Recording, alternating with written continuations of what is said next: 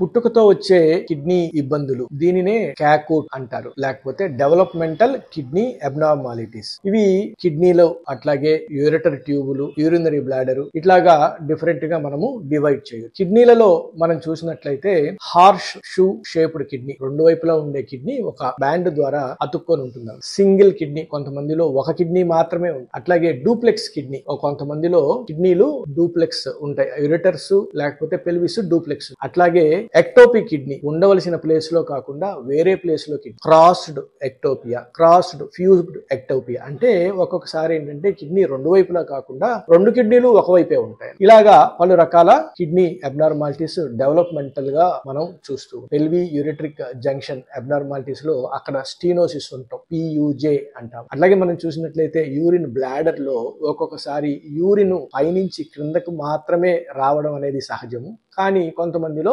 అసహజంగా urine క్రింద నుంచి పైకి రిఫ్లెక్స్ అవుతూ ఉంటుంది. దీనిని వెసైకోయూరిట్రిక్ జంక్షన్ రిఫ్లెక్స్ అని అంటాం. అట్లాగే ప్రూన్ బెలీ సిండ్రోమ్ అనే డెవలప్మెంటల్ అబ్నార్మాలిటీలో కూడా యూరిన్ బ్లాడర్ బాగా టోన్ లేకుండా ఉండడము, మజిల్స్ యొక్క గట్టితనం లేకపోవడం వల్ల ఆ స్ఫింక్టర్స్ రిలాక్సేషన్ లేక యూరిన్ రిఫ్లెక్స్ అవుతుంది. అలాగే బాహ్యమూత్ర నాళంలో కొంతమందికి వాల్వ్స్ అనేవి ఉంటాయి. ఇవి ఏంటంటే యూరిన్ ఫ్లోని అబ్స్ట్రక్షన్ చేసి అక్కడ ప్రెషర్ పెంచి యూరిన్ బ్లాడర్ వాప్ అవ్వడము, అట్లాగే ఆ వాపు రెండు ట్యూబులకి కూడా సోకడము, కిడ్నీలు వాప్ అవ్వడము మనం చూస్తూ ఉంటాం. వీటన్నింటినీ మనము కంజనైటల్ కిడ్నీ అబ్నార్మాలిటీస్, వీటన్నింటినీ మనము తల్లి గర్భంలో ఉండంగానే చేసే స్కాన్ వల్ల వీటిని మనం కనుక్కొని సకాలంలో దానికి సంబంధించిన వైద్యం చేయడం వల్ల పిల్లవాడు ఎదిగే సమయానికి ఇబ్బంది లేకుండా, పిల్లవాడు ఎదిగిన తర్వాత కిడ్నీ ఫెయిల్యూర్ ఇర్రివర్సిబుల్ స్టేజ్ కి పోకుండా మనం కాపాడగలం.